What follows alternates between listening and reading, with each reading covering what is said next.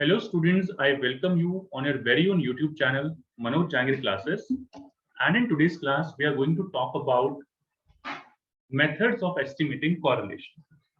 Correlation किस तरीके से फाइंड आउट किया जाता है? देखिए, सबसे पहले हम लोग बात करेंगे बेसिक लेवल से और बेसिक लेवल के बाद हम चलेंगे एडवांस लेवल पर।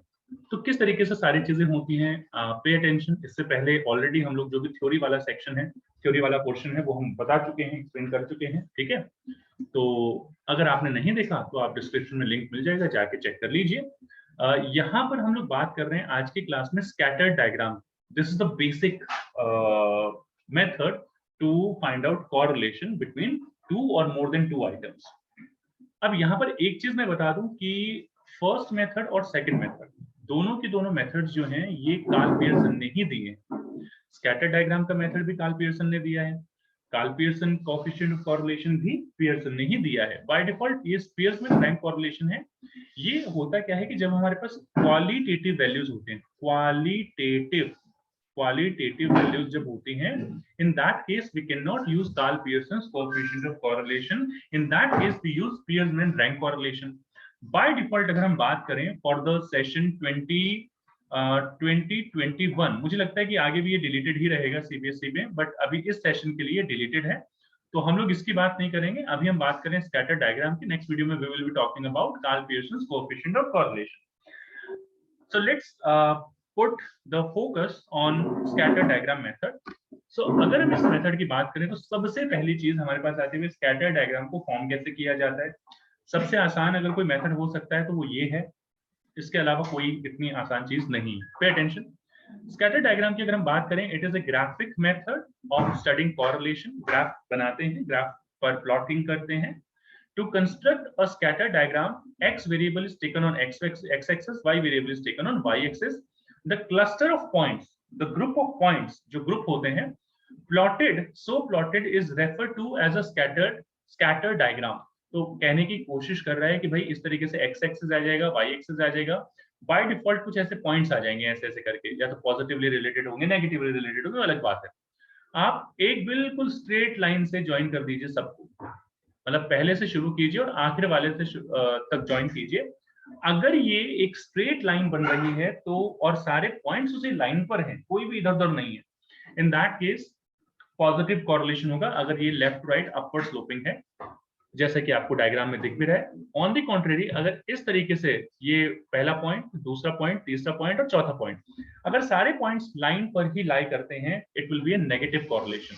दूसरी चीज, तो इसी तरीके की केसेस हैं। यहाँ पर हम सिर्फ ये पता लगाते हैं that what kind of relationship is there, the direction of change we can come across, but it doesn't tell us the magnitude of change.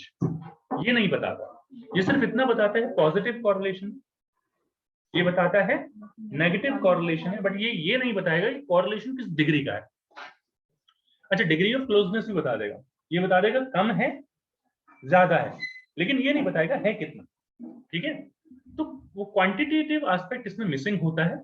So in a scatter diagram, the degree of closeness of scattered point and their overall direction gives us the idea of the nature of the relationship. अगर आप में से कोई कह सकता है sir ये line जो है, पहला पॉइंट और आखिरी पॉइंट तो यहाँ पर मतलब बिल्कुल स्ट्रेट लाइन पे हो गए, बाकी के पॉइंट्स कोई इधर है कोई उधर है, मैं कहूंगा इसको हाई डिग्री ऑफ कोरिलेशन। आप कहेंगे सर अगर कोई कोरिलेशन है, ऐसा नेगेटिव रिलेशन है, लेकिन ये पॉइंट्स थोड़े थोड़े दूर हैं, हल्के हल्के दूर हैं, मैं कहूंगा मॉडरेट डिग्री ऑफ कोरिलेशन। आप कहेंगे सर ये इस तरीके का कोरिलेशन, ये हाइपोथेटिकल एग्जांपल है बेटा, कि सर बहुत ही दूर है, बहुत ही दूर है, मैं कहूंगा बेटा लो डिग्री ऑफ कोरिलेशन। और कई बार ऐसे ना, ऐसे कहीं पे भी पॉइंट, ये बेगानी शादी में अब्दुल्ला दीवाना, कुछ ऐसे पता नहीं लगेगा कहाँ कौन सा पॉइंट जा रहा है, नो कोरिलेशन। ये लीजिए, ये इस तरीके से नो कोरिलेशन, पता ही नहीं लग रहा कौन सा कहाँ पे क्या रिलेशन है, नहीं है। Don't worry, will be talking about all of such things in detail as well, just try to understand. देखिए सर, पहली बात करते हैं, if the dots move from left to right, left से राइट अपवर्ड जाते हैं, correlation is said to be positive. ये इस तरीके से देख लीजिए, आजू बाजू, ऊपर नीचे, पास पास, जो है वो बाद में डिस्कस करेंगे।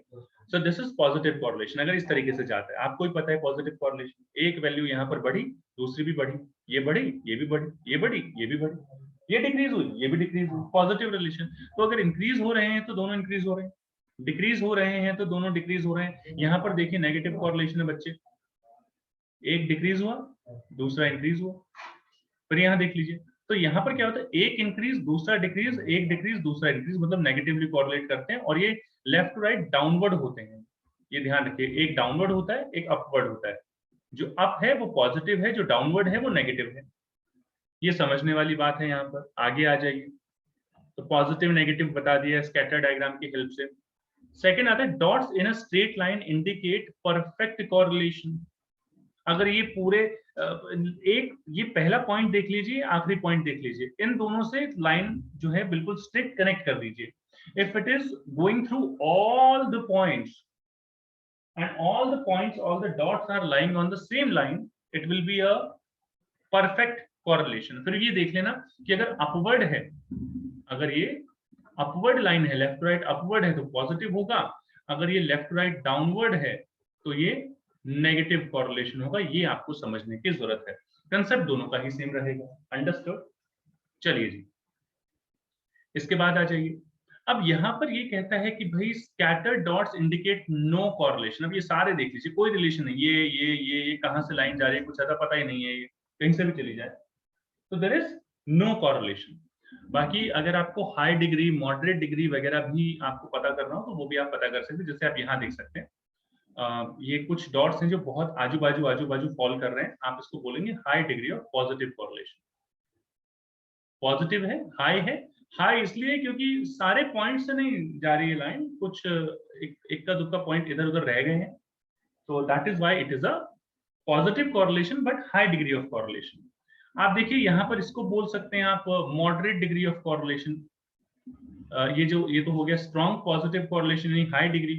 वीक यानी कि ये लो डिग्री भी कह सकते हैं इसको। यहाँ पर ये इसका प्रॉब्लम है कि ये मैग्नीट्यूड नहीं बताता, तो आप कुछ भी, अगर इसको मैं मेरे हिसाब से मॉडरेट डिग्री है तो आपके हिसाब से लो डिग्री भी हो सकता है, कुछ ऐसा फिक्स नहीं है। ठीक है, यहाँ पर देखिए ये जो है स्ट्रॉन्ग नेगेटिव कॉरलेशन दिखाता है कि पॉइंट्स बहुत आसपास है। यहाँ पर देखेंगे यहाँ पे वीक नेगेटिव कॉरलेशन हो गया, वीक स्ट्रॉन्ग और वीक करके दिखाए गए यहाँ पर। बाकी आप दो कैटेगरीज में इसको रख सकते हैं कि कुछ पॉइंट्स ऐसे आसपास हैं तो this is a high degree of correlation, और कुछ पॉइंट्स अगर यहाँ पर दूर हैं इससे, ये थोड़ा सा दूर है इस तरीके से, ये यहाँ पर, ये यहाँ पर, ये एक पॉइंट यहाँ पर आ गया, तो थोड़ा दूर है तो ये हो गया लो डिग्री ऑफ कॉरलेशन। ऐसे करके भी आप शो कर सकते हैं, इसको दिखा सकते हैं। कोई डाउट है, कोई प्रॉब्लम है, you can write your doubts in the comment section, I will read them and I will definitely reply you as soon as possible. Moderate degree of correlation आप देखिए कि इसके कंपैरिजन में तो स्ट्रॉन्ग बता दिया, मॉडरेट मतलब इससे इस लाइन से थोड़ा थोड़ा दूर है, तो थोड़ा सा दूर है तो मॉडरेट, बहुत ही ज्यादा दूर है, इनको कंपेयर कीजिए इसको और इसको, ये थोड़ा सा दूर है जबकि बहुत दूर है, स्कैटर्डनेस यहाँ पर ज्यादा है इस वाले डायग्राम में आप देखेंगे, जबकि यहाँ पर पास ही आज पर, तो यहाँ मॉडरेट है इसीलिए, और यहाँ पर ये वीक कॉरलेशन है। जबकि इस तरीके की कोई सिचुएशन आती है तो it will be a situation of no correlation, कोई भी कॉरलेशन नहीं होगा। मेरे हिसाब से ये आपको समझना जरूरी है, लेकिन ये क्वेश्चन ज्यादातर मैंने जो देखा है 90% 95% एग्जाम्स में नहीं आता है। क्यों नहीं आता है? क्योंकि बहुत बेसिक क्वेश्चन है। एक क्वेश्चन यहाँ पर आ सकता है और वो ज्यादातर कार्ल पियर्सन या स्पीयर्समैन का ही आता है। स्पीयर्समैन अभी के लिए, इस साल के लिए 2021-22 के लिए आउट ऑफ सिलेबस है, तो कार्ल पियर्सन का ही आपके क्वेश्चन आएगा, और वो भी ज्यादातर चांसेस है कि इनडायरेक्ट मेथड का ही आए। So this is all about scatter diagram. I hope so ये चीजें समझ में आई होंगी, यहाँ तक कोई प्रॉब्लम नहीं है। इसके मेरिट्स की बात कर लेते हैं। तो स्कैटर डायग्राम के मेरिट्स की बात करें, it is a very simple method, बहुत आसान है to find out the relation कि पॉजिटिव या नेगेटिव, वो पता लग जाता है देखते ही। अपवर्ड है तो पॉजिटिव है, डाउनवर्ड है तो नेगेटिव है, लो वीक वो बात की बात है। You are able to get the idea of positive and negative correlation by just mere a glance। एक बार एक नजर से ही पता लग जाता है कि किस तरीके का correlation है, रिलेशन है भी या नहीं है। Scatter diagram also it is also indicates whether the relationship is positive है या नेगेटिव है। हाई लो मॉडरेट का तो पता लगता ही लगता है, साथ में ये भी पता लग जाता है कि पॉजिटिव है, अपवर्ड है तो पॉजिटिव है, डाउनवर्ड है तो नेगेटिव है, इन सारी चीजों का भी पता लग जाता है। तो यहाँ तक मुझे नहीं लगता कि आप लोगों को कोई प्रॉब्लम होनी चाहिए। डीमेरिट्स की बात करें, so scatter diagram doesn't measure the precise of correlation. Missing है कि ये बता देगा कि पॉजिटिव है नेगेटिव, ये नहीं बताएगा है किस लेवल का exactly. It gives us an approximate idea of relationship, सिर्फ अप्रोक्सीमेट आइडिया देता है। It is not a quantitative measure, qualitative measure है। It tells us the direction only of the relationship between the variables. It is only quantitative expression. और ये जो है quantitative expression है, it's not quantitative, it is only a qualitative expression of the quantitative change. ये यहाँ पर change हुआ, this is qualitative expression of quantitative change आएगा यहाँ पर। तो यहाँ पर ये चीजें हैं जो आपको पता, मतलब स्कैटर डायग्राम की जो आप मेरिट्स और डीमेरिट्स में लिख सकते हैं। बाकी next video we will be talking about Karl Pearson's coefficient of correlation. This was it for your today's class. Thank you so much and see you in your next class, all of you.